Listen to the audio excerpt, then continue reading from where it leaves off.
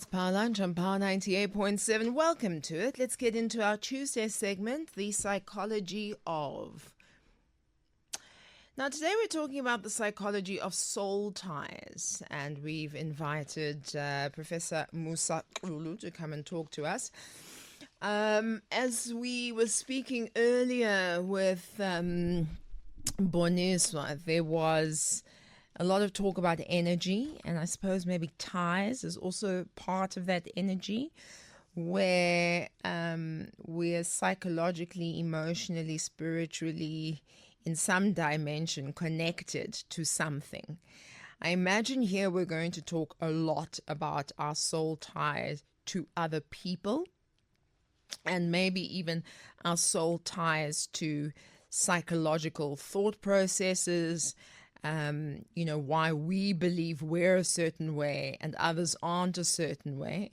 We'll talk about the role of Christianity in understanding and healing from soul ties. And then we'll talk about it from an African traditions point of view. And then we'll talk about some of your soul ties that you really felt were soul ties and how you got out of that. Or if you're still in the mix of that, Professor is here to give you some answers. Professor Lulu, thank you very much for joining us. Hello. Hello, Pabi, and hello to your listeners. So, I mean, am I on the right track by giving the root of what a soul tie is? Could you expand it for us, please, the definition? Well, no, you're correct. A soul tie is something that, humans from time to time get attached to, sometimes aware and sometimes unaware. But when it is there, it dominates your thought patterns. It may even dominate the way you relate to people. It may even dominate your psychosocial attributes in a manner that sometimes, until somebody tells you, you may not even be aware.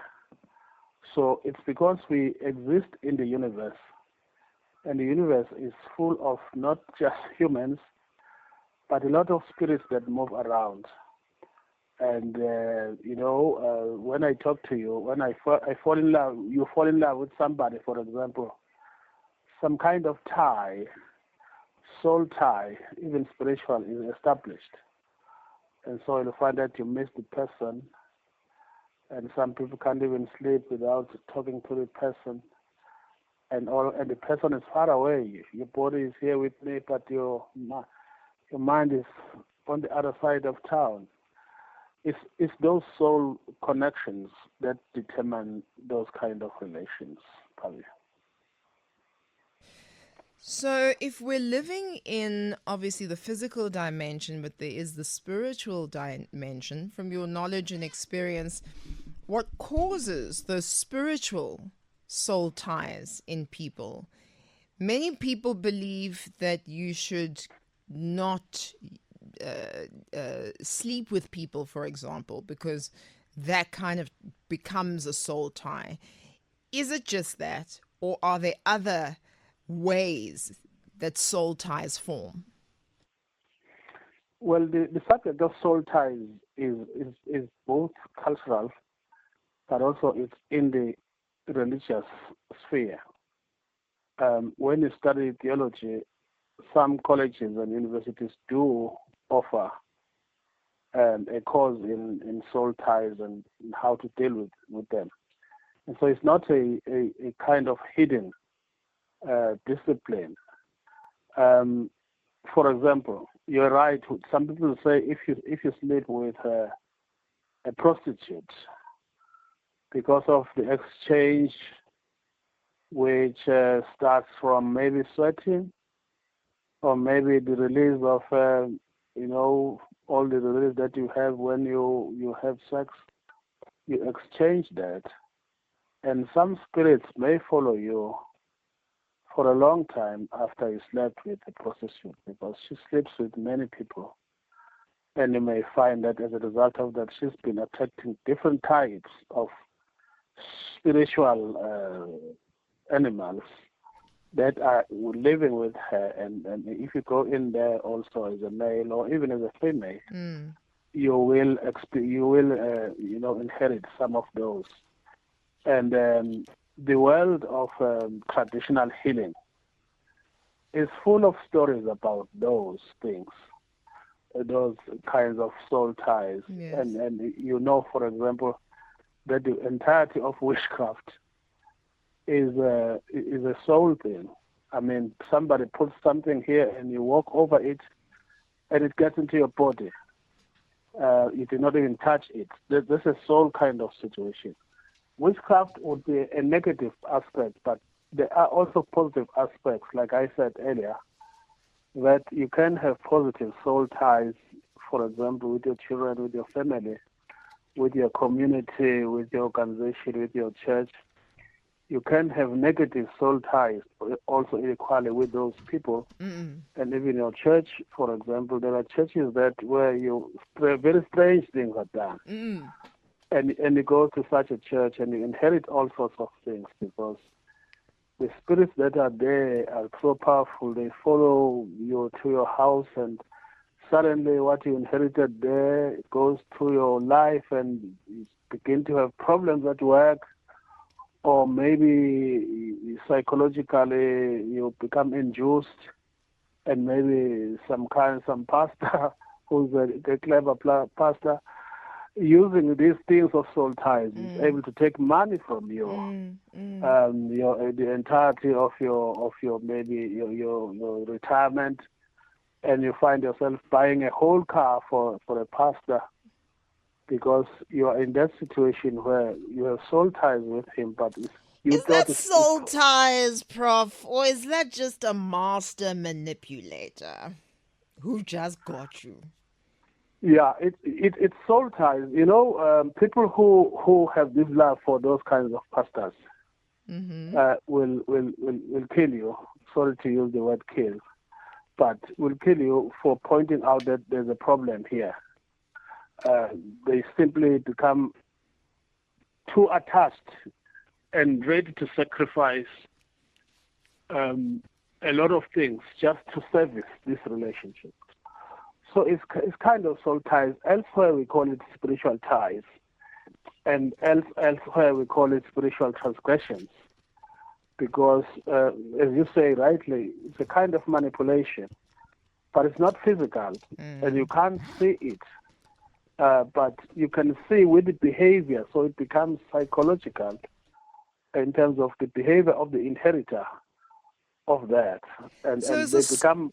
Yes. So is a soul tie different from a spiritual tie? Well, or it's all the same thing? It's all in the same camp, but soul is slightly generic. Spiritual is more on the religious side of things. I understand. Yeah. I understand completely.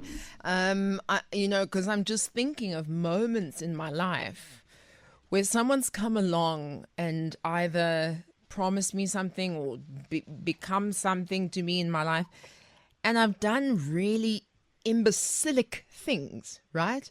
Where I consider myself very prudent, very smart. I don't get taken easily by fools, but this thing has happened, and then I go and follow through on it, and I think, was I in a daze? Was I manipulated? Was I drugged? What happened for me? And so I understand, yes, a soul tie is somebody coming in and manipulating whatever it is that they can to enter you, literally to enter into your decision making, your mind, who you are, and taking advantage of that. Yeah, and you would have seen people change, Pabi, in your entire life, in your own life. Have I seen? People change. Okay. Somebody you used to know, and suddenly, maybe after, say, you last saw them in 2024, you see them in 2025, they are changed completely in terms of attitude and so on, and towards life. And usually, if you dig deeper, they could have met with somebody who's capable of influencing the soul spiritually in such a manner that it enters you and starts controlling how you. Yes, yeah, you Yeah, make really strange decisions. And so, of yeah. course, then after a while, you'd say, somebody would change sheets. So and so, I asatswana. Even if Mm, you are a person who feels energy, you can feel whatever that yeah. energy is, and you don't want to be anywhere near it. So I do understand. Thank you, Professor Kulu. Nare would like to engage with you. Nare is in Blegari. Hello, you're on the Yes, air. yes. How's it with your guest there, Good. It's Professor Musa Lunare. Professor Musa Kulu? Mm-hmm. How are you? Yes. I'm all Listen, right now. No. all right. Listen. There's something I think that is important that the human behavior it revolves around our DNA, the motor neuron, your physiology, everything. Something that package that. Comes from our parents, like the mannerism, how you a person behave, all that things, the package that come from our parents. That's why even some people they even inherit those diseases. That's why at the end, with the universe, where you stay, the environment, and then it does influence it, and then it end up tapping on the universe. Mm-hmm. You understand? Mm-hmm. It taps on the universe. So your behavior usually is what you inherited, and then it influenced the universe. For example, quickly, myself, I was not raised by my dad, but I can tell you something. When one of the person that grew up with my dad used to say, when I was telling me stories about my dad, that my dad used to be a person that was loved by girls. She even had a song when you see, to sing, about girls, to they say Banyana Bamarat and all those kind of stuff. But and myself, when I was that kind of a person. I had a lot of lady friends, and I was just exactly like my dad. But it even raised me up. You understand? So that's how that reaction from my own self. And then I project it to the universe, and then it makes me the person I am, even my spirituality. Okay, so this is very, very interesting, Nare. Absolutely. A lot of nurture comes into play, but how much of it is nature, Professor Kulu? Well, I will. I like the experience of Nara that he has spoken about. Let me first reply to your question. You see, in terms of creation, nature, and the universe, every minute, every second is different from the one before. But there are things that sustain life, and one of those is what he was talking about. The inheritance from your parents. Then you'll have soul ties. And long after, my father passed on in the year 2000. But I still talk a lot about him. That's and sometimes recent compared to a lot of us. So yes, absolutely. It yeah, makes sense. That tie is yeah, always there. exactly. And same as my mother. So you will have those soul ties with them, which when people in my other life as a pastor come, I tell them, look, it's going to last for the rest of your life. The kind of feelings you have immediately after your parent passes on. Sure. But it will because part of their soul is with you. On the spiritual side, which is not far from the soul, the best examples are those narrations in the Bible where Christ would meet with somebody who's possessed by demons, and demons were controlling his life. And when you look at a person, it's just a person, but there are demons living inside, and they start controlling you. And sometimes, well, of course, you'll not even remember what you were saying until you are healed. If you're not healed, and then for the rest of your life, that's why sometimes you find these paras that you find in the streets, and some people going mad because of those soul ties. But hang on, maybe I missed it. Where do those come from? The universe. The universe. They come from the universe, and some are even controlled by witches. Oh. And one of the most important achievements of being a traditional healer on the witching side of things is to be able to control some spirits in the universe and send them to whoever you want to send them to, and then command them to go and do whatever you want them to do. So what do you say about people who say pray? Jesus covers that. Get baptized. Just use mudimu. Yes, because baptismal is physical. You'll be cleansed by the water. In the Christian faith, if you're not baptized, if you're not cleansed by the water, these spirits are with you. And the reason to go and be baptized is so that you can be cleansed. And when you are cleansed, you are part of the family of God. And then when you are part of the family of God, you can then ask for whatever from your Father through prayer, and you shall be given. But as you know, a father will not give to outsiders. I mean, if I'm sitting here in my house and then some stranger comes in here and he says he's praying, he needs 5,000 rand, I will not have that even though I have it. So you become cleansed first through baptismal, then you become part of the family. There are many fathers who won't give to even their living children. There are. I'm just making an example, as Jesus would say that. But which father would, after his son says, "Give me bread," and then he would give me? Gotcha. So it's in the Bible. What I'm saying though, Pabi, is that you don't necessarily invite these soul ties. Sometimes they come by accident or by the company you keep, and sometimes they come by your habits.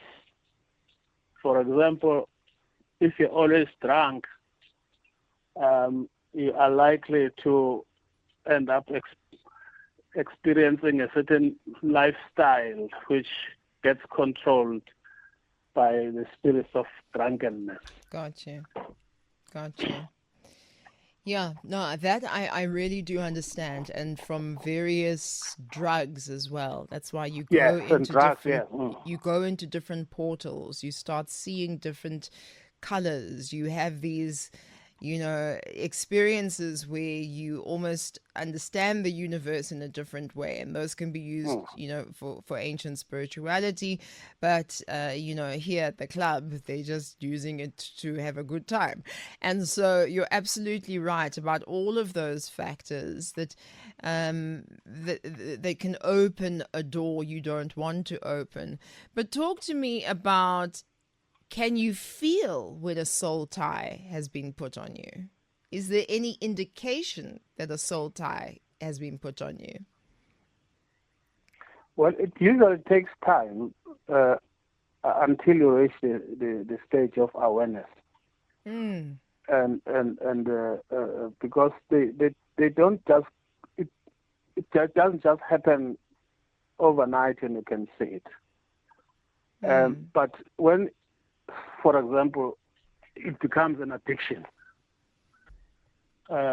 suddenly you can't sleep without doing even at work, for example, you are addicted to something that looks physical, and sometimes you don't feel good, but you don't know what's wrong. Yeah. Exactly.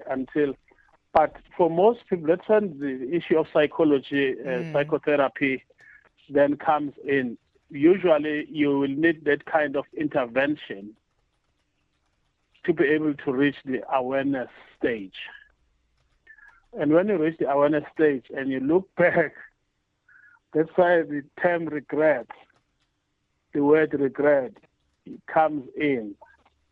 And when it happens, you may find that it's followed by depression, realizing how dangerously you have been living and you're not aware because your life was not under your own control. And then that's when you need even more psychotherapy so that your initiative and strength can come back to you and you begin to have positive souls, for example. That's very, very interesting. I'm going to bring up another one about the spirit of gossip and the spirit that can hold you in that, and how much of that is a soul tying opportunity, and what you can do for yourself and what you can pray or use your ancestor connection to start moving away from that, because I think our culture has become very much that. Professor Musaqulu is our guest. He's a cultural expert. We're talking about soul ties here on Power Lunch this afternoon. I've got your voice notes, don't worry, and Stephen will come to you after this. Your 1:30 Power Headlines. Send us your voice notes on 083 303 7093. It's Power Lunch on Power 98.7, 13:36. That is the time. And on the line with us, we have Professor Musaqulu, who's a cultural expert. But Prof. Kulu, you've also alluded to some of the work that you do spiritually in Christianity. And so, you know, it's almost an overview of all the cultures, or many of the cultures that keep us as South Africans living every single day. Before we went to the headlines, I just asked Ndate Steve if he could wait for us for a little bit. So here we go. Steve, you're on the air. Hi, good afternoon, Pabi. Hi. Prof.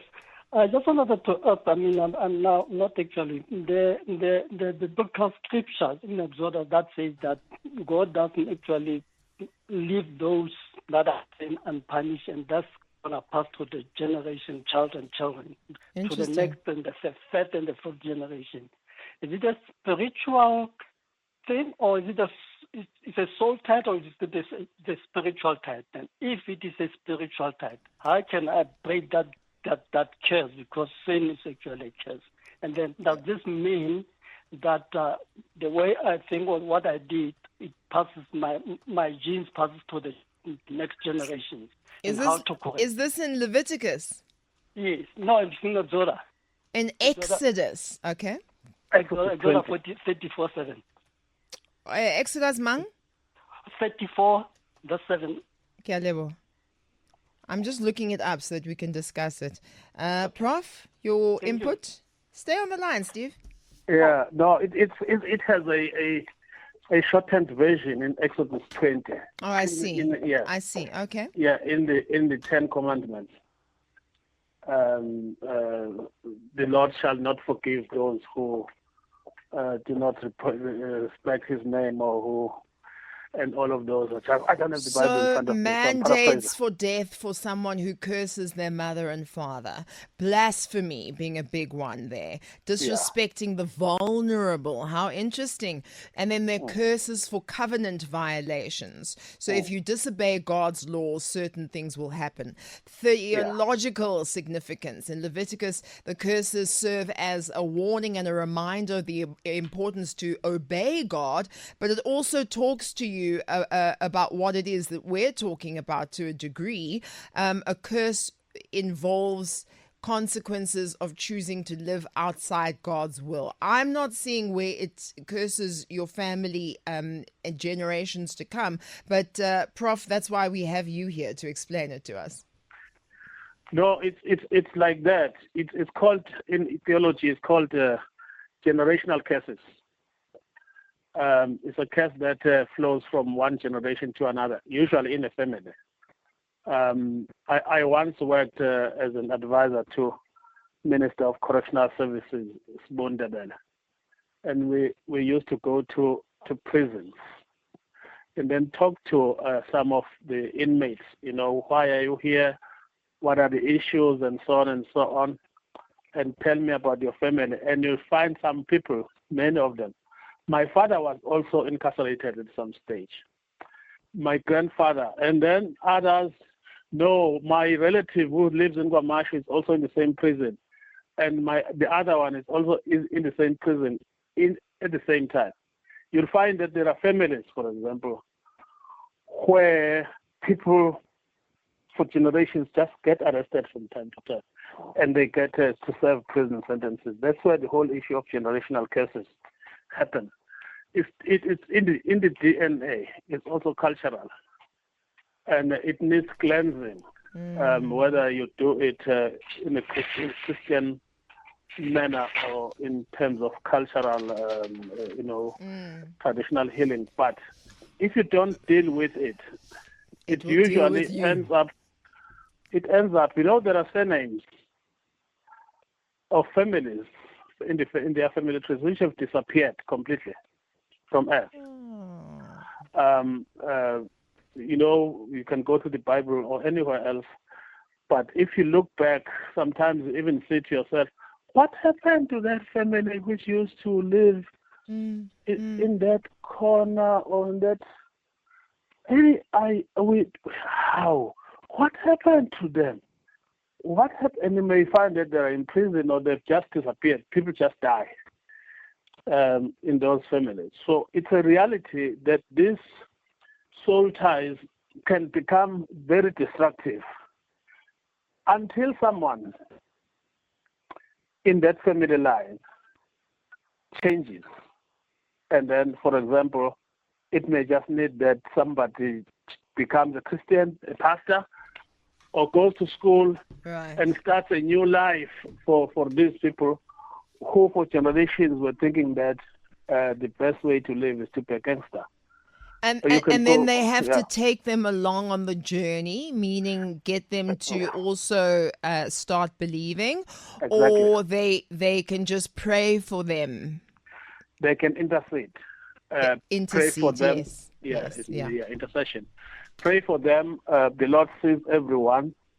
If they go to traditional healers, they can go there, and if they refuse to go, you still, because everything is spiritual.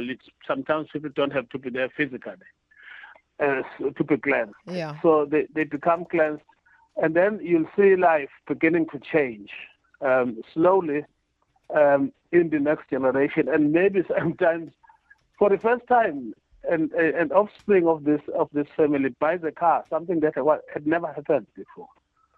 Or maybe has a stable job, something when you look back had never happened in the entirety of the offspring of so and so. So there we go, and Dr. Steve, I hope that answers your question. Yeah, I just wanted... Yes. Hello? Sorry, we're just going to run out of time. So that's why I'm moving on. Do you want to ask another question? No, I was just saying that, commenting that means now my thought pattern now can actually change my next generation. If there is any other thing, the way I think can actually my genes pass to them, so that they should also be always thinking positively. Yeah, it can. Thank you, man. Thank you, Dr. Steve. Always love it when you call in. And to Dr. Steve's point, I have a question. So all of those boys who you spoke to in jail, and they talked about how their dads were in and out of jail and this and this and this, does that not also, how much of that is a soul tie and how much of that is the environment I grew up in led us to believe that the heads of the gangsters were the ones to go for. So when my father was growing up, he did that. When I'm growing up, I did that. My kid is now starting to do that. It's about the environment. And that can be anything, right? So say you have an environment where people think it's so positive, but it's not necessarily, that everybody overworks. So Papa was never home, didn't know us, never hugged us because he overworked. So what does the daughter do? Marry someone who never is home, never hugs the children, doesn't care. And so how much of it is your environment, what you've seen, and how much of it is a soul tie? Well, the environment is full of soul ties. If you look at the issues of, for example, role modeling, the children, they tend to reflect where they grew up, even outside of their home. if you grew up in a very violent community, you will inherit those traits because, as I said, the whole thing is spiritual. If it is spiritual, it's flying around, and it influences the whole being of people. It also influences our value systems. What we did at Correctional Services, we started a project called Victim-Offender Dialogues to cut the negative soul tie between the offender and the victim. Make them meet and talk and make the offender to tell the truth. Why did you rape me? Because now I can't sleep. I can't even get attracted to males because of the experience I had with you. And then the offender then tells the truth. In that way, you cut the negative tie. And maybe sometimes we saw one or two cases where they eventually forgave each other and life started moving on again. That's very interesting. I don't know many perpetrators who'd be willing to go on that path unless it was something that helped with your parole. But there are lots of people in their home environments who are being abused every day, and this person will never talk about it. So I hear somebody here who says, Pabi and the prof, I'm still young. I don't want soul ties. How do I cleanse myself from soul ties? Well, it depends on the kind of life you are exposed to. I would send you to church, and I would send you to the Bible and to prayers, and also say choose your friends very carefully, because some of your friends are dragging soul ties, which when the closer you come to those friends, and may eventually actually influence you badly. Okay. We have heard of children, for example, murdering each other, and the murderer has himself also not aware of this burden that he's carrying, and sometimes it expresses itself in anger and outrage, and so you think is a good person until something which he inherited and has been living with comes up, and then they then pay all revenge at you, and you didn't know. So choosing friends carefully is one of the ways of dealing with soul ties. And if you have a child with somebody who has murdered or who dabbles in witchcraft, what do we do to protect that child? Well, that's why up until a certain age, parents have to keep a very close eye on their children. What I've seen happening in some communities, and it used to be exciting when they started moving into suburbs, former white suburbs, to encourage children to also have a sleepover. Your friends, the friends of your children, to have a sleepover, so you can be able to observe their behaviors in various circumstances and advise your children accordingly. It can also happen that a friend of your child invites your child, and it happened one with my son, and you get to that family, and the father is drunk and is carrying a gun and all of that. And we had to quickly go and fetch the son back. So it's very important for parents. That's why to be present. The community and be present. Yeah, you're absolutely right. Yeah. I love that. Is that he was really carrying a gun and he was drunk at his child's birthday party? Yes, he was. And it wasn't... Eventually, we had to go and fetch our son. Yeah. Fortunately, it was not very far away, but eventually we heard that the father and the mother were actually going through a divorce, and the father was stressed. So you can see all those spirits and negative soul ties that were happening there. But for You me, know, what worries me is if you're having a sleepover and you know that Pastor Kulu is coming to my house. First of all, I'm going to clean everything. It's going to be spotless. yeah, Second of all, I'm going to make sure that even if I have a drunk husband, I'm going to send him to go do a chore so that when the kids come, then he's not around, the whole day. Go play golf, darling. And then the whole day he's not around, because that's not a safe environment, especially not for your children, of course, but if you start bringing other people's children into that, it becomes even worse. Professor Kulu, we've got some voice notes for you. Let's go. Thank you.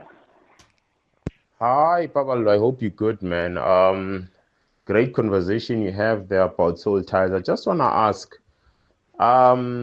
regarding soul ties. So, do you sometimes meet a person, say a partner, and you share blood or whatever, and you exchange like souls, DNA or whatever you can put it, and you find that they are good people, they have luck, blessings, and everything else, and you inherit that, or it's always the bad stuff?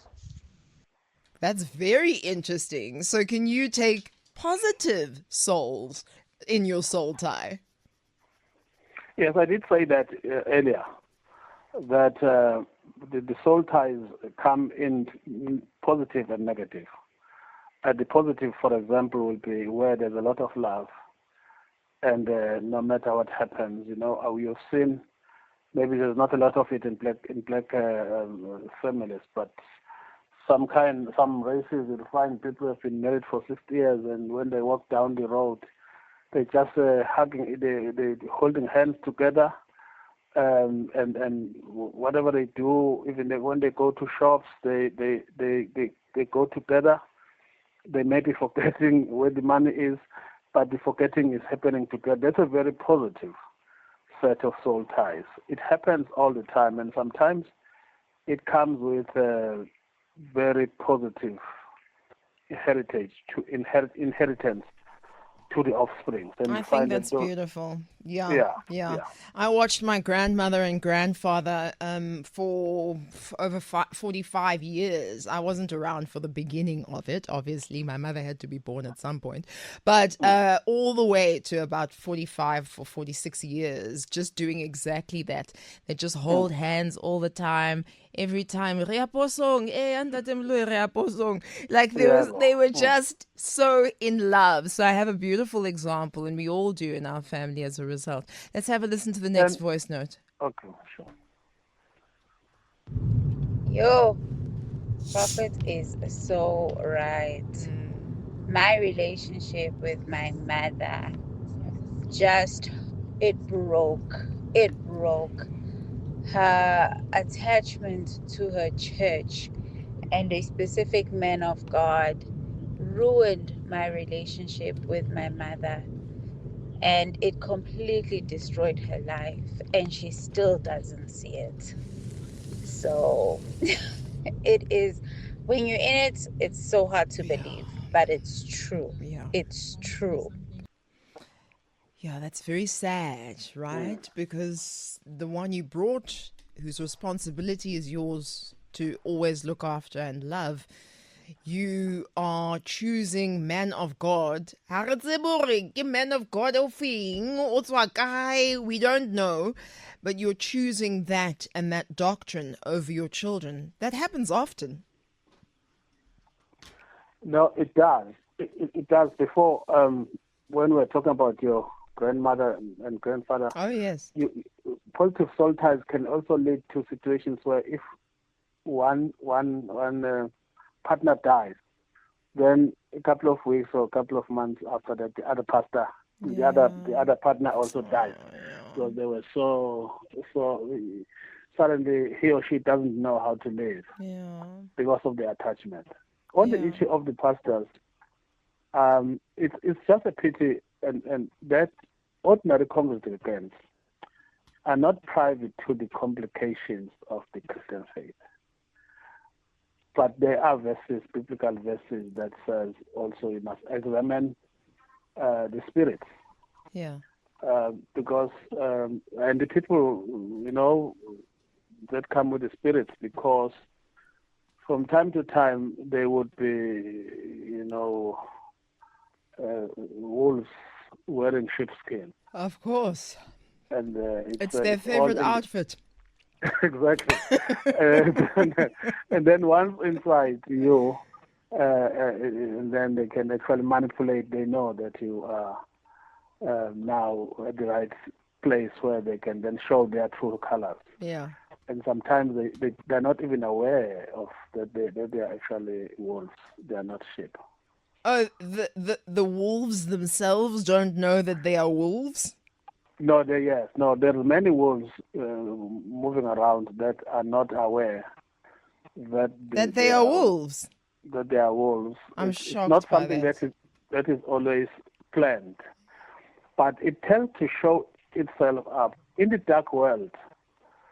The dark side of everybody tends to show itself up unexpectedly, and sometimes in the best of times when everyone is relaxed.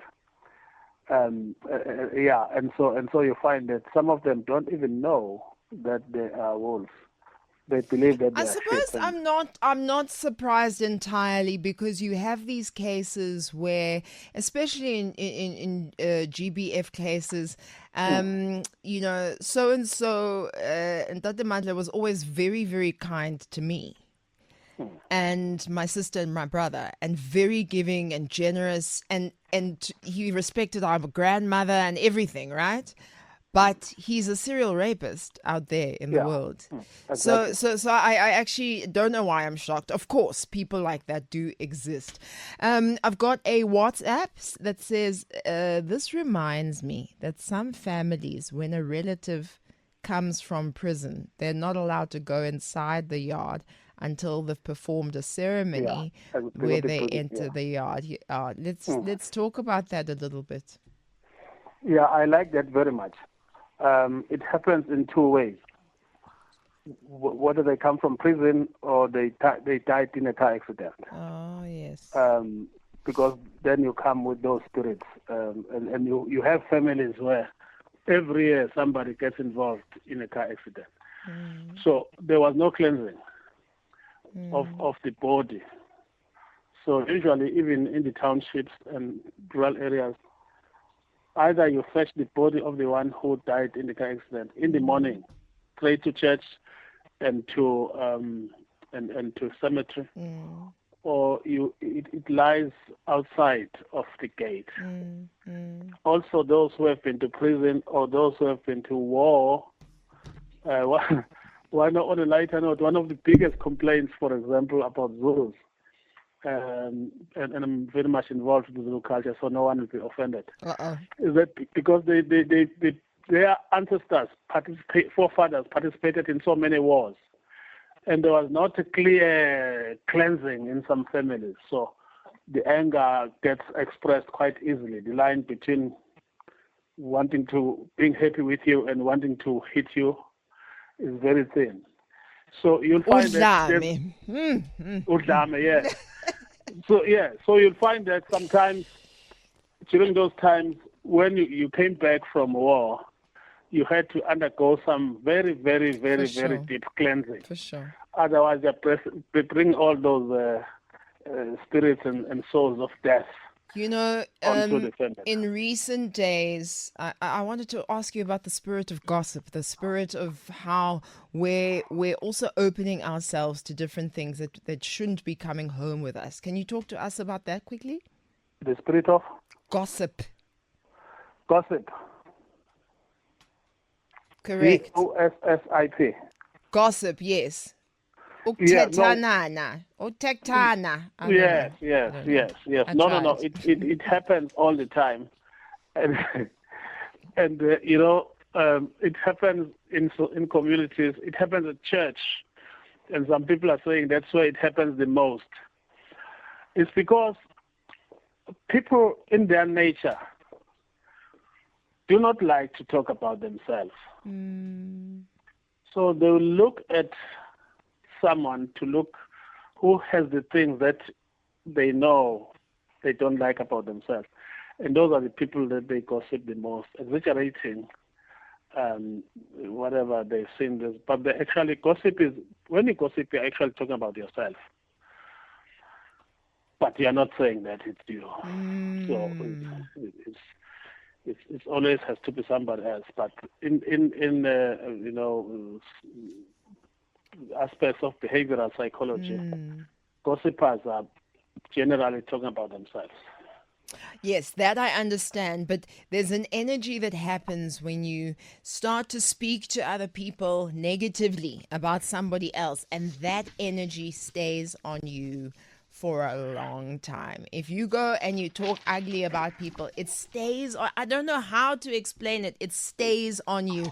And so I was wondering if there's some sort of tie or some sort of spiritual connection. If you gossip about people, you talk ugly about people, that stays with you. Yes, that's why I was saying you're actually, although it looks like you're talking about other people. Yeah. Actually It's talking you. about yourself. It's Those you. are the things that are in you, hidden. You can feel them, but you to look good, you'll then say, no, it's so and so who's got all of these things and so on. So it eventually, the more you talk about it, people start noticing that it's you. But also, it creates a situation where every aspect of your thoughts has to be negative. And negative thoughts attract negativity. That's it. Yes, that's what I mean. Yes. And so that's that is on a spiritual level, because spiritually you are always attracting negative things because you are always talking negatively, things. Yeah. It's very important to watch what you say. You can go to any library of 1 million books. You'll never find a book written by or written about somebody who was a negative thinker who succeeded in anything. I love that so much, and I love that is a place that we can close. We've spoken about this from many, many angles, and I think it's really beautiful. I wanted to close with that just to say that, you have agency in your life. So the grandmother's not going to fly all the way from Limpopo to Seoul tie you. There are some things that you can be aware of. And the Prof has talked about who you're friends with, who you interact with, being aware of that. But also there's some things that you can... you have agency. You don't have to be a negative person. You don't have to attract that into your life. That's just really a point that I wanted to make. Maybe someone's soul needed me to say that, Prof. Your soul needed you to say that, because in the platform where you are, you are also a teacher, a leader, also a motivator, who is positioned to change a lot of lives. So, as part of accepting your job responsibilities, you had to say that today. It came. I've never been told that I'm life-changing at my job, and that's why I'm going to take it from you. Thank you very much, Professor Musatulu, our cultural expert. It's always wonderful to talk to you.